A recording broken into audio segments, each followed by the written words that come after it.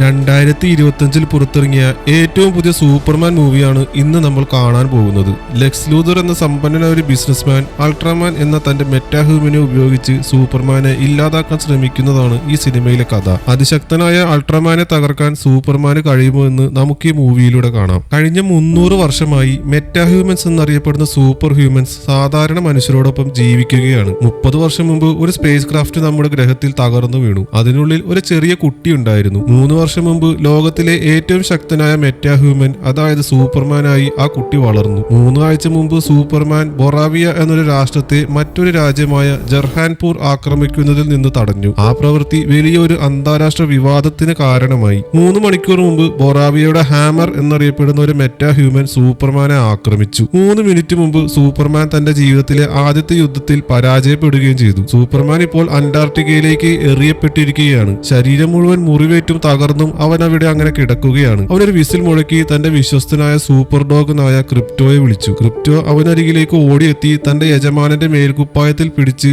അവനെ അവരുടെ താവളമായ fortress of സോളിറ്റ്യൂഡിലേക്ക് വലിച്ചിഴച്ചുകൊണ്ടുപോയി. സൂപ്പർമാന്റെ DNA ഉപയോഗിച്ച് മാത്രം തുറക്കുന്ന ഒരു കോട്ടയായിരുന്നു അത്. അകത്ത് കുറച്ച് റോബോട്ടുകൾ അവനെ ശ്രദ്ധാപൂർവ്വം ഉയർത്തിയെടുത്ത് ചികിത്സിക്കാൻ തുടങ്ങി. അവനെ റിലാക്സ് ചെയ്യിക്കാൻ വേണ്ടി അവർ അവന്റെ മാതാപിതാക്കളുടെ ഒരു പഴയ വീഡിയോ കാണിച്ചു. സൂപ്പർമാൻ ക്രിപ്റ്റോൺ എന്ന ഗ്രഹത്തിലാണ് ജനിച്ചത്. ക്രിപ്റ്റോൺ നശിക്കാൻ തുടങ്ങിയപ്പോൾ മാതാപിതാക്കൾ അവനൊരു പേടകത്തിലാക്കി ഭൂമിയിലേക്ക് അയച്ചു. വീഡിയോയിൽ അവർ അവനോട് പറയുന്നത് ഈ ഗ്രഹത്തിൽ നീ സന്തോഷവാനായിരിക്കും എന്നാണ്. പക്ഷേ അത് ആ മെസ്സേജിന്റെ പകുതി മാത്രമേ ഉണ്ടായിരുന്നുള്ളൂ. ബാക്കി ഭാഗം യാത്രക്കിടെ ഡാമേജ് ആയിരുന്നു. സൂപ്പർമാന്റെ ശക്തിയുടെ ഉറവിടം എന്ന് പറയുന്നത് സൂര്യപ്രകാശമാണ്. അതുകൊണ്ട് ആ റോബോട്ടുകൾ സൂര്യപ്രകാശം ഒരിടത്ത് കേന്ദ്രീകരിച്ച് അവനെ സൂര്യപ്രകാശത്തിൽ കിടത്തി. അങ്ങനെ പെട്ടെന്ന് തന്നെ അവൻ 83% സുഖം പ്രാപിച്ചു. തിരിച്ച് യുദ്ധത്തിന് പോകാൻ തക്ക ആരോഗ്യവും നേടി. ഇതിനുശേഷം സൂപ്പർമാൻ നേരെ ഹാമർമാനെ നേരിടാൻ പോയി. സൂപ്പർമാൻ തന്റെ രാജ്യത്തിന്റെ അധിനിവേശം തടഞ്ഞതിൽ ദേഷ്യമുണ്ടായിരുന്ന ഹാമർമാന് പ്രതികാരം വേണമായിരുന്നു. ഇവിടെയാണ് നമുക്ക് സത്യം മനസ്സിലാകുന്നത്. ഈ മെറ്റാഹ്യൂമൻ സമ്പന്നനും അപകടകാരിയുമായ ലെക്സ് ലൂതർ എന്നയാളുടെ നിയന്ത്രണത്തിലായിരുന്നു. ഓരോ നീക്കത്തിനു പിന്നിലും ലൂതർ ആയിരുന്നു. വർഷങ്ങളായിട്ട് സൂപ്പർമാനെ നിരീക്ഷിച്ച് അയാളുടെ പോരാട്ട ശൈലി മനസ്സിലാക്കിയ ലൂതർ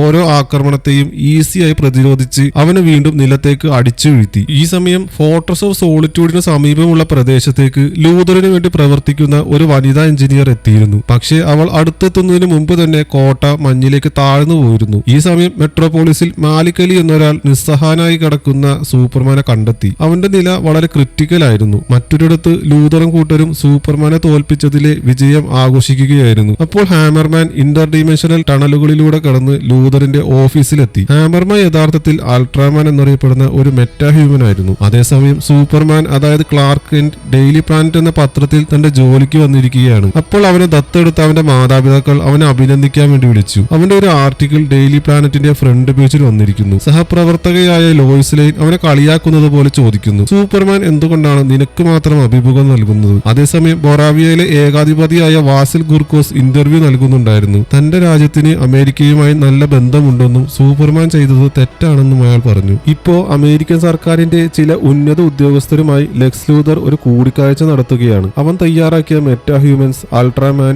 എഞ്ചിനീയർ എന്നിവരെ അവർക്ക് കാണിച്ചു കൊടുത്തു. ആവശ്യമെങ്കിൽ സൂപ്പർമാനെ കൊല്ലാൻ തനിക്ക് കഴിയുമെന്ന് അയാൾ അവകാശപ്പെട്ടു. ലൂതർ പറയുന്നത് സൂപ്പർമാൻ രാഷ്ട്രീയ കാര്യങ്ങളിൽ ഇടപെടുന്ന ഒരു അപകടകാരിയായ അന്യഗ്രഹജീവിയാണ്. സൂപ്പർമാന് ഒരു രഹസ്യ ആസ്ഥാനമുണ്ടെന്നും അയാളെ ചോദ്യം ചെയ്യാൻ വേണ്ടി കൊണ്ടുപോകണമെന്നും അവൻ അവകാശപ്പെട്ടു. പക്ഷെ തെളിവുകളൊന്നും ഇല്ലാത്തതിനാൽ സർക്കാർ ഉദ്യോഗസ്ഥർ അതിന് വിസമ്മതിച്ചു. ഇനി സീൻ ലോയിസ് ലെയ്നിന്റെ അപ്പാർട്ട്മെന്റിലേക്ക് മാറുന്നു. ലോയിസും ക്ലാർക്കും തമ്മിൽ ഒരു ബന്ധമുണ്ടെന്നും അവൾക്ക് അവന്റെ രഹസ്യ ഐഡന്റിറ്റി ഇതിനകം അറിയാമെന്നും ഇവിടെ നാം മനസ്സിലാക്കുന്നു. അവൾ ഓഫീസിൽ വെച്ച് അവനെ കളിയാക്കാൻ ഇഷ്ടപ്പെടുന്നു എന്ന് മാത്രം. നിനക്ക് സ്വയം അഭിമുഖം ചെയ്യാൻ കഴിയില്ല എന്ന് പറഞ്ഞ് അവൾ ചിരിച്ചു. അങ്ങനെയെങ്കിൽ നിനക്ക് ഇന്റർവ്യൂ ചെയ്തുകൂടെ? ക്ലാർക്ക് ചോദിച്ചു. എന്നാ ശരി, നമുക്കത് ഇപ്പോൾ തന്നെ ചെയ്യാം എന്ന് അവൾ പറഞ്ഞു. യുദ്ധം തടഞ്ഞതിനെ കുറിച്ച് അവൾ ചോദിച്ചു. ക്ലാർക്ക് അതിന് മറുപടി പറയാൻ തുടങ്ങി. ഞാൻ ബൊറാവിയ മറ്റൊരു രാജ്യത്തെ ആക്രമിക്കുന്നതിൽ നിന്ന് തടഞ്ഞു. ഞാൻ കുറച്ച് ടാങ്കുകൾ നശിപ്പിച്ചു, കുറച്ച് വിമാനങ്ങൾ വീഴ്ത്തി. പക്ഷെ ആർക്കും ഗുരുതരമായി പരിക്കേറ്റില്ല. അവൾ കൂടുതൽ മുന്നോട്ട് പോയി. നീ ബൊറാവിയയുടെ പ്രസിഡന്റിനോട് സംസാരിച്ചോ? അതെ, ക്ലാർക്ക് പറഞ്ഞു. ഞാൻ അവനെ ഒറ്റയ്ക്ക് ഒരു മരുഭൂമിയിലേക്ക് കൊണ്ടുപോയി ഒരു കള്ളിമുൾച്ചെടിയിൽ ഇരുത്തി. നീ മറ്റൊരു രാജ്യത്തെ ആക്രമിച്ചാൽ നമ്മൾ വീണ്ടും കണ്ടുമുട്ടും എന്ന് പറഞ്ഞു. ലോയിസ് അവിശ്വസനീയതയോടെ അവനെ നോക്കി. അപ്പോൾ നീ നിയമവിരുദ്ധമായി ഒരു രാജ്യത്ത് പ്രവേശിച്ചു. അതിന്റെ നേതാവിനെ ഭീഷണിപ്പെടുത്തി. ആ രാജ്യമാണെങ്കിൽ അമേരിക്കയുടെ സഖ്യരാജ്യവുമാണ്. നീ സംരക്ഷിച്ച രാജ്യത്തിന് അമേരിക്കയുമായി നല്ല ബന്ധവുമില്ല. ക്ലാർക്ക് മറുപടി പറഞ്ഞു. ഒരു രാജ്യം പൂർണ്ണമല്ലെങ്കിൽ പോലും അത് ആർക്കും അതിനെ ആക്രമിക്കാനുള്ള അവകാശമൊന്നും നൽകുന്നില്ല. അങ്ങനെ അവരുടെ ചർച്ച ഒരു രാഷ്ട്രീയ വാഗ്വാദമായി മാറി. ലോയിസ് ഒരു പത്രപ്രവർത്തകൻ സഹപ്രവർത്തകയായി അവനെ ചോദ്യം ചെയ്തു. അവരുടെ ചോദ്യങ്ങൾ അവനെ പ്രകോപിപ്പിച്ചു. അവർ തമ്മിലുള്ള വാഗ്വാദം മൂർച്ഛിച്ചു. അവസാനം ക്ലാർക്ക് പറഞ്ഞു, നീ എന്തിനാണ് എന്നോട് ഇങ്ങനെയൊക്കെ ചോദിക്കുന്നത്?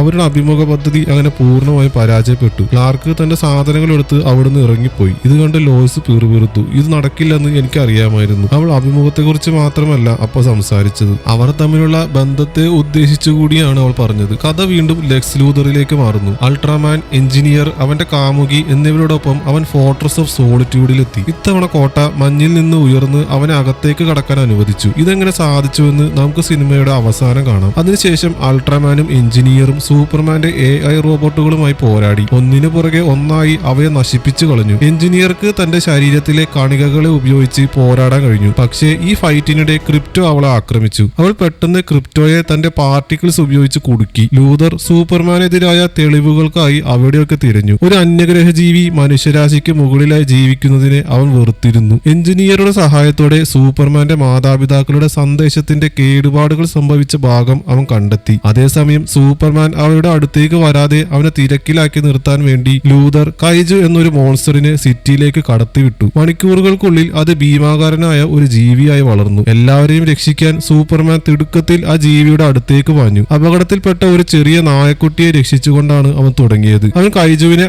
ആഞ്ഞിടിച്ചു. പിന്നെ കെട്ടിടങ്ങളിലേക്ക് ഇടിച്ചു കയറുന്നത് തടയാൻ അതിന്റെ പിന്നിലേക്ക് പറന്നു. ആ രാക്ഷസൻ തീ തുപ്പാൻ തുടങ്ങി. പക്ഷേ സൂപ്പർമാൻ ആകാശത്തേക്ക് ഉയർന്നു പറന്നു. ഇപ്പോ അത് തന്റെ തീ തുപ്പുന്നത് ആകാശത്തേക്കാണ്. അങ്ങനെ അതിന്റെ തീയിൽ നിന്ന് ആ സിറ്റിയെ അവൻ രക്ഷിച്ചു. പിന്നെ ജസ്റ്റിസ് ഗാങ് എന്ന പുതിയ ഒരു സംഘം സൂപ്പർ പവർ ഉള്ള ആളുകൾ കൂടി യുദ്ധത്തിൽ ചേർന്നു. Green Lantern, Hawk Girl, Mister Terrific എന്നിവർ. ആ ജീവിയെ ജീവനോടെ പുറത്തെത്തിക്കാൻ സൂപ്പർമാൻ അവരോട് ആവശ്യപ്പെട്ടു. പക്ഷേ അവർ ഒരുമിച്ച് അതിനെ ആക്രമിച്ചു. മിസ്റ്റർ ടെറിഫിക് തന്റെ ടീസ്ഫിയറുകൾ ഉപയോഗിച്ച് കൈജുവിന്റെ ഹൃദയം തകർത്തു. അങ്ങനെ നഗരത്തിന്റെ നടുവിൽ വെച്ച് അതിനെ കൊന്നു. സൂപ്പർമാൻ ഭീമാകാരമായ അതിന്റെ ശരീരം ഉയർത്തി സുരക്ഷിതമായ ഒരിടത്ത് വെച്ചു. അവന് ജസ്റ്റിസ് ഗാങ്ങിനെ അറിയാമായിരുന്നു. പക്ഷേ അവൻ അവരിൽ ഒരാളായിരുന്നില്ല. പെട്ടെന്ന് എല്ലാ സ്ക്രീനുകളിലും ബ്രേക്കിംഗ് ന്യൂസ് തെളിഞ്ഞു. അത് ലെക്സ് ലൂതറിൽ നിന്നുള്ള ഒരു സന്ദേശമായിരുന്നു. സൂപ്പർമാന്റെ ബയോളജിക്കൽ പാരന്റ്സിൽ നിന്ന് ഒരു വീഡിയോ കണ്ടെത്തിയതായി അവൻ അനൗൺസ് ചെയ്തു. ആ ബ്രോഡ്കാസ്റ്റിംഗ് ഇങ്ങനെയാണ് തുടങ്ങുന്നത്: നീ ഭൂമിയിൽ സന്തോഷവാനായിരിക്കും. അതിനുശേഷം ഇത്രയും നാൾ മിസ്സിംഗ് ആയിരുന്ന ആ മെസ്സേജിന്റെ രണ്ടാമത്തെ പകുതി പ്ലേ ചെയ്യാൻ തുടങ്ങി. അതിങ്ങനെയാണ് പറയുന്നത്: ഭൂമിയിലെ ആളുകൾ സിമ്പിൾ ആണ്. നിനക്ക് എളുപ്പത്തിൽ അവരെ ഭരിക്കാൻ കഴിയും. കഴിയുന്നത്ര ആളുകളെ കൊല്ലുക,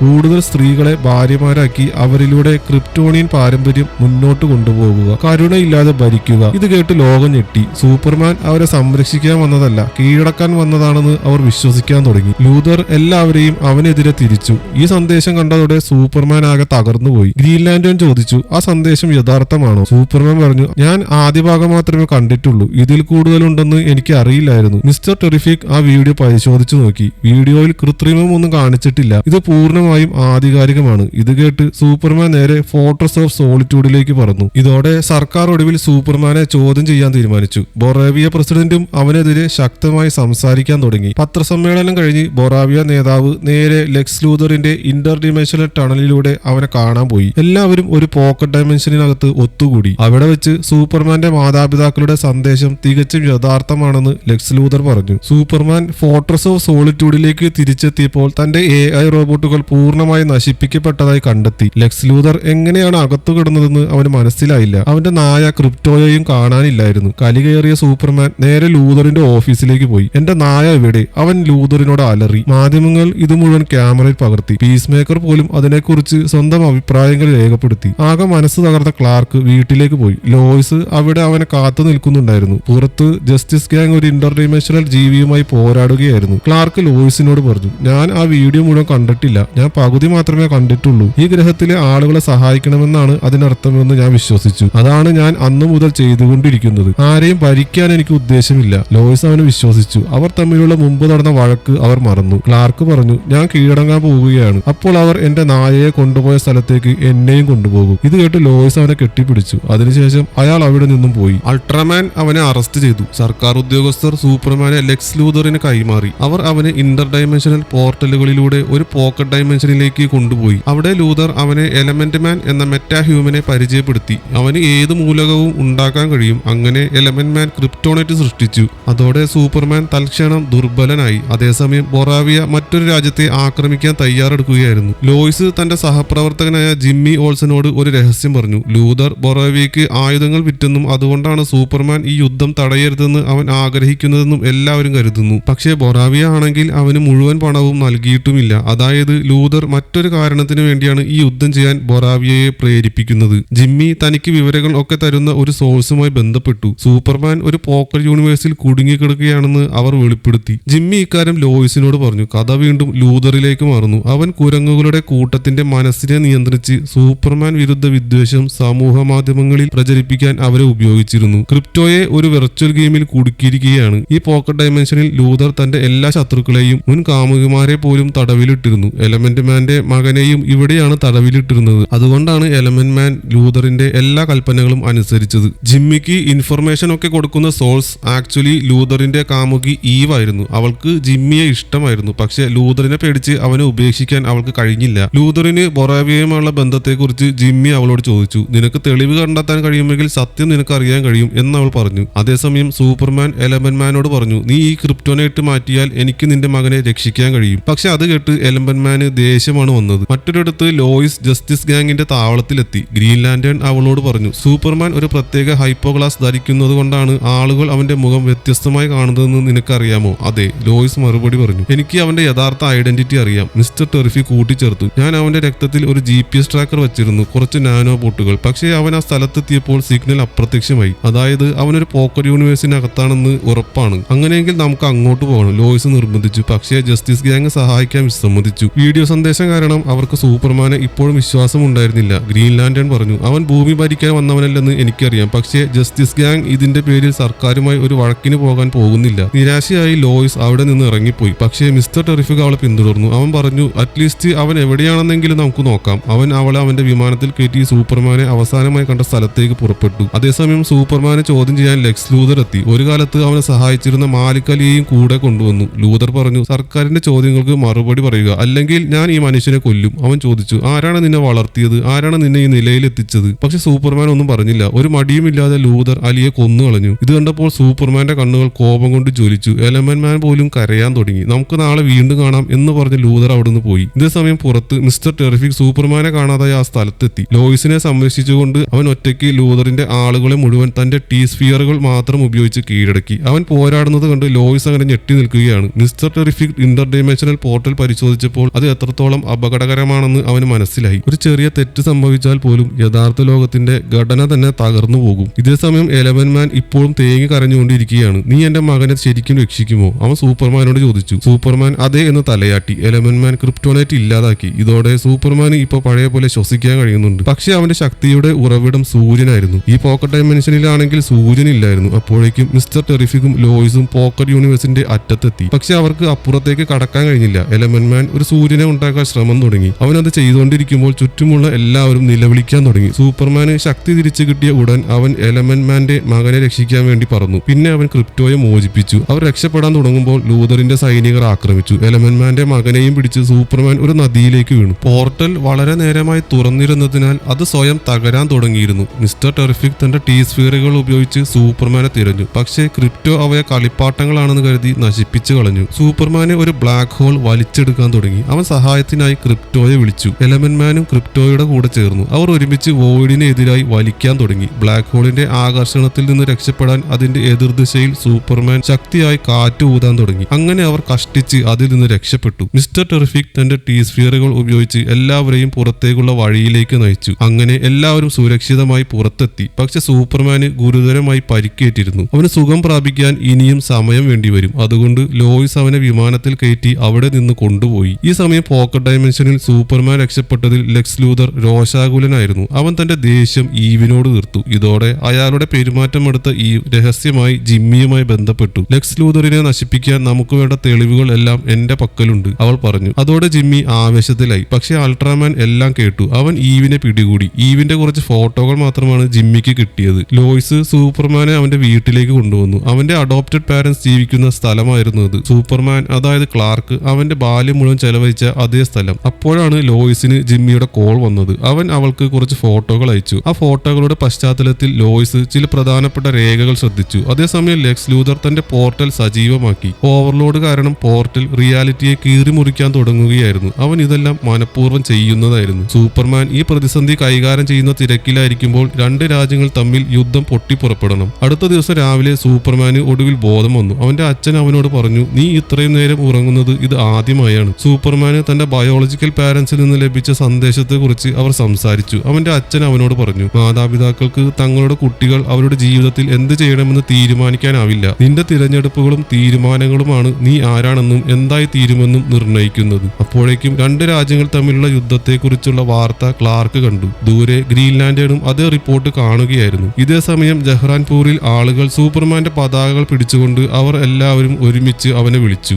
അവരെ സഹായിക്കാൻ സൂപ്പർമാൻ പോകാൻ തുടങ്ങുമ്പോൾ മിസ്റ്റർ ടെറിഫിക് അവനെ ബന്ധപ്പെട്ടു. നീ ആദ്യം ഇവിടെ വരണം, അല്ലെങ്കിൽ ജഹ്റാൻപൂർ മാത്രമല്ല ഭൂമി തന്നെ അതിജീവിക്കില്ല. അതേസമയം സമീപമുള്ള റിയാലിറ്റിയിലെ വിള്ളൽ വഷളായതിനാൽ മെട്രോപോളിസ് സിറ്റി പൂർണ്ണമായും ഒഴിപ്പിക്കുകയായിരുന്നു. ഡെയിലി പ്ലാനറ്റിൽ ലെക്സ് ലൂതർ ബൊറാവിയയിലെ പ്രസിഡന്റുമായി ഒരു കരാർ ഉണ്ടാക്കിയെന്ന് ലോയിസ് തന്റെ മേധാവിയോട് വിശദീകരിച്ചു. ജഹ്റാൻപൂരിന്റെ പകുതിക്ക് പകരമായി അയാൾ ആയുധങ്ങൾ വാഗ്ദാനം ചെയ്തു. അധിനിവേശത്തിന് ശേഷം ലെക്സ് ആ പകുതിയുടെ നിയന്ത്രണം ഏറ്റെടുത്ത് സ്വയം അതിന്റെ ഭരണാധികാരിയായി അവരോധിക്കാൻ പദ്ധതിയിട്ടു. സത്യത്തിൽ ഇപ്പോൾ നടക്കുന്നതെല്ലാം ലെക്സ് തന്നെയായിരുന്നു ആസൂത്രണം ചെയ്യുന്നത്. ഇത് കേട്ട ശേഷം ലോയിസിന്റെ മേധാവി എല്ലാ മുതിർന്ന പത്രപ്രവർത്തകരെയും വിളിച്ചുകൂട്ടി. അവരും അവളോടൊപ്പം ഒരു വിമാനത്തിൽ കയറി. ഡൈമെൻഷനിലെ വിള്ളൽ ഇപ്പോൾ മെട്രോപോളിസിനെ രണ്ടായി പിളർത്താൻ തുടങ്ങുകയാണ്. ലെക്സ് തന്റെ ഓഫീസിൽ നിന്ന് പറന്നുയർന്നു. ആ ഓഫീസ് യഥാർത്ഥത്തിൽ ഒരു പറക്കും വിമാനമായിരുന്നു. ഒരു കെട്ടിടം ആളുകളുടെ കൂട്ടത്തിലേക്ക് തകർന്നു വീഴാൻ തുടങ്ങുന്നു. ഒരു സ്ത്രീ അവിടെ കുടുങ്ങിക്കിടക്കുന്നുണ്ടായിരുന്നു. പക്ഷെ സൂപ്പർമാൻ കൃത്യസമയത്ത് പറന്നെത്തി അവളെ രക്ഷിച്ചു. ഇതെല്ലാം നിർത്താനുള്ള കോഡ് ലെക്സിന്റെ പക്കലുണ്ടെന്ന് മിസ്റ്റർ ടെറിഫിക് സൂപ്പർമാനോട് പറഞ്ഞു. പക്ഷെ പെട്ടെന്ന് അൾട്രാമാൻ, എഞ്ചിനീയർ എന്നിവർ അവരെ ആക്രമിച്ചു. സൂപ്പർമാൻ അവരുമായി പോരാടി. പക്ഷേ അൾട്രാമാനിന്റെ മേലുള്ള നിയന്ത്രണം ഉപയോഗിച്ച് ലെക്സ് മുൻതൂക്കം നേടി. എഞ്ചിനീയറുടെ നാനോടെക് കണികകൾ സൂപ്പർമാന്റെ ശരീരത്തിലേക്ക് ലെക്സ് അയച്ചു. അത് അവനെ അകത്തു നിന്ന് ആക്രമിക്കാൻ തുടങ്ങി. അതേസമയം ബൊവാറിയ സൈന്യത്തോട് ജഹ്റാൻപൂരിനെ ആക്രമിക്കാൻ ലെക്സ് ഉത്തരവിട്ടു. ടാങ്കുകൾ ആളുകൾക്കിടയിലേക്ക് നീങ്ങാൻ തുടങ്ങി. ആ സമയം സൂപ്പർമാൻ തന്റെ ശക്തി സംഭരിച്ച് ആകാശത്തേക്ക് പറന്ന് ശരീരത്തിൽ നിന്ന് കണികകളെ കത്തിച്ചു കളയാൻ ശ്രമിച്ചു. എഞ്ചിനീയറും അൾട്രാമാനും അവനെ പിന്തുടർന്ന് അവനെ കൊല്ലാൻ തയ്യാറായി. പക്ഷെ ഈ സമയം കൊണ്ട് ബഹിരാകാശത്ത് എത്തിയിരുന്ന അവൻ തല കീഴായി തിരിഞ്ഞ് ഭൂമിയിലേക്ക് അതിവേഗത്തിൽ പറന്നു. ആ വേഗതയുടെ ആഘാതം എഞ്ചിനീയർക്ക് താങ്ങാൻ കഴിഞ്ഞില്ല. അതോടെ അവൾ ബോധരഹിതയായി. സൂപ്പർമാന് തന്റെ ശരീരത്തിൽ നിന്ന് കണികകൾ പുറന്തള്ളി ഒടുവിൽ ശ്വാസം എടുക്കാൻ കഴിഞ്ഞു. അൾട്രാമാൻ യഥാർത്ഥത്തിൽ സൂപ്പർമാന്റെ ഒരു ക്ലോൺ ആണെന്ന് അപ്പോഴാണ് വെളിപ്പെട്ടത്. പക്ഷെ യഥാർത്ഥ സൂപ്പർമാനെ പോലെ അൾട്രാമാൻ ബുദ്ധിയുള്ളവനായിരുന്നില്ല. അവൻ ശരിക്കും പറഞ്ഞാൽ ഒരു മെഷീൻ പോലെയായിരുന്നു. ചിന്തിക്കാനുള്ള ശേഷിയൊന്നും ഉണ്ടായിരുന്നില്ല. ലെക്സ് അവന്റെ ഓരോ നീക്കവും നിയന്ത്രിച്ചിരുന്നു. ഇപ്പോൾ അൾട്രാമാൻ അവനെ കീഴടക്കാൻ തുടങ്ങുകയായിരുന്നു. അതേസമയം ബൊറാവിയ സൈന്യം ജഹ്റാൻപൂരിനെ ആക്രമിച്ചു. ഒരു കൊച്ചു പയ്യൻ സൂപ്പർമാന്റെ പതാക നിലത്ത് വീഴാതെ പിടിച്ചു. പിന്നെ അവന്റെ ഹീറോയെ ഓർത്തു. പക്ഷെ ഗ്രീൻലാൻഡേൺ ആണ് സഹായിക്കാൻ എത്തിയത്. പിന്നെ ഹോക്ഗേളും എലമെന്റ് മാനും. അവർ ഒരുമിച്ച് യുദ്ധം തടഞ്ഞു. ഹോക്ഗേൾ ബൊറാവിയയിലെ പ്രസിഡന്റിനെ പിടികൂടി ആകാശത്ത് നിന്ന് താഴെ ഇട്ടു. ഇതെല്ലാം കണ്ട ലെക്സ് സൂപ്പർമാനോട് പറഞ്ഞു, നീ യുദ്ധം തടഞ്ഞത് കൊണ്ടല്ല ഞാൻ നിന്നെ കൊല്ലാൻ ശ്രമിക്കുന്നത്. നിന്നെ കൊല്ലാൻ എനിക്കൊരു കാരണം വേണമായിരുന്നു. അതിനുവേണ്ടിയാണ് ഞാൻ ആ യുദ്ധം തുടങ്ങിയത്. അൾട്രാമാൻ സൂപ്പർമാന് നേരെ ലേസർ പ്രയോഗിച്ചുകൊണ്ട് ആക്രമിച്ചു. ഈ പോരാട്ടത്തിൽ നേരിട്ട് വിജയിക്കാൻ കഴിയില്ലെന്ന് സൂപ്പർമാൻ മനസ്സിലാക്കി. അതിനാൽ അവൻ സഹായത്തിനായി ക്രിപ്റ്റോയെ വിസിൽ മുഴക്കി വിളിച്ചു. സൂപ്പർമാൻ ക്രിപ്റ്റോയോട് പറഞ്ഞു, എല്ലാ കളിപ്പാട്ടങ്ങളെയും നശിപ്പിക്കുക. ക്രിപ്റ്റോ ലെക്സിന്റെ ക്യാമറകൾ ഓരോന്നായി നശിപ്പിച്ച് അൾട്രാമാനിന്റെ മേലുള്ള അവന്റെ നിയന്ത്രണം ഇല്ലാതാക്കി. അങ്ങനെ സൂപ്പർമാൻ അൾട്രാമാനിനെ തോൽപ്പിച്ചു. അതിനുശേഷം ലെക്സ് കൂടുതൽ സൈനികരെ അയച്ചു. പക്ഷേ സൂപ്പർമാന്റെ മുന്നിൽ അവർ ഒന്നുമല്ലായിരുന്നു. അവൻ തന്റെ ഹീറ്റ് വിഷൻ ഉപയോഗിച്ച് അവരെ ചുട്ടരിച്ചു. പെട്ടെന്ന് അൾട്രാമാൻ വീണ്ടും തിരിച്ചു വന്നു. അതിനാൽ സൂപ്പർമാൻ അവനെ നേരെ ഒരു ബ്ലാക്ക് ഹോളിലേക്ക് വലിച്ചെറിഞ്ഞു. അപ്പോഴേക്കും മിസ്റ്റർ ടെറിഫിക് അവിടെ എത്തി. വിള്ളൽ അടക്കണമെന്ന് പറഞ്ഞു. അവർ രണ്ടുപേരും ലെക്സ് ലൂതറിന്റെ ഓഫീസിലെത്തി. മിസ്റ്റർ ടെറിഫിക് വിള്ളൽ അടക്കാൻ ശ്രമിക്കുമ്പോൾ സൂപ്പർമാൻ ലെക്സിനോട് സംസാരിച്ചു. ഞാനും നിന്നെപ്പോലെ ഒരു മനുഷ്യനാണ്. എനിക്ക് തെറ്റുകൾ പറ്റും. എനിക്ക് ആശയക്കുഴപ്പമുണ്ടാകും. എനിക്ക് വേദന തോന്നും. ആ കാര്യങ്ങളാണ് എന്നെ മനുഷ്യനാക്കുന്നത്. ലെക്സ് മറുപടി പറഞ്ഞു, എന്തും പറഞ്ഞോളൂ. പക്ഷെ നിന്നെ ഇല്ലാതാക്കാൻ സർക്കാർ എന്നോട് ഉത്തരവിട്ടിട്ടുണ്ട്. അപ്പോഴേക്കും ക്രിപ്റ്റോ ലെക്സിനെ ആക്രമിച്ചു. സൂപ്പർമാൻ പറഞ്ഞിട്ടും അത് നിർത്തിയില്ല. ഇതേസമയം മിസ്റ്റർ ടെറിഫിക് വിജയകരമായി വിള്ളൽ ശരിയാക്കിയെടുത്തു. ലെക്സിന്റെ മുഴുവൻ പദ്ധതിയും ലൈവ് ടിവിയിൽ വെളിവാക്കപ്പെട്ടു. യഥാർത്ഥ വില്ലൻ അവനാണെന്ന് എല്ലാവരും കണ്ടു. ബൊവേറിയയിലെ യുദ്ധം അവസാനിച്ചു. എലമെന്റ് മാൻ ജസ്റ്റിസ് ലീഗ് ചേർന്നു. പിന്നീട് ലെക്സിന്റെ ജയിലിൽ നിന്ന് അന്യായമായി തടവിലാക്കപ്പെട്ടവരെ മോചിപ്പിച്ചു. ലോയിസും സൂപ്പർമാനും തമ്മിൽ വീണ്ടും യോജിപ്പിലായി. Fortress of സോളിറ്റ്യൂഡിലെ റോബോട്ടുകളെ നന്നാക്കിയെടുത്തു. അപ്പോഴാണ് സൂപ്പർമാന്റെ കസിൻ സൂപ്പർ ഗേൾ പ്രത്യക്ഷപ്പെട്ടത്. ക്രിപ്റ്റോ യഥാർത്ഥത്തിൽ അവളുടെ വളർത്തുമൃഗമായിരുന്നു. അവനെ ഇത്രയും ആക്രമണകാരിയാക്കിയത് അവളായിരുന്നു. സൂപ്പർമാൻ ഇപ്പോൾ തന്റെ ഭൂമിയിലെ മാതാപിതാക്കളോടൊപ്പമുള്ള അവന്റെ കുട്ടിക്കാലത്തെ കാഴ്ചകളൊക്കെ കണ്ട് കിടക്കുകയാണ്. ഇവിടെയാണ് ഈ സിനിമ അവസാനിക്കുന്നത്. പുതിയൊരു മൂവിയുമായി വീണ്ടും കാണാം.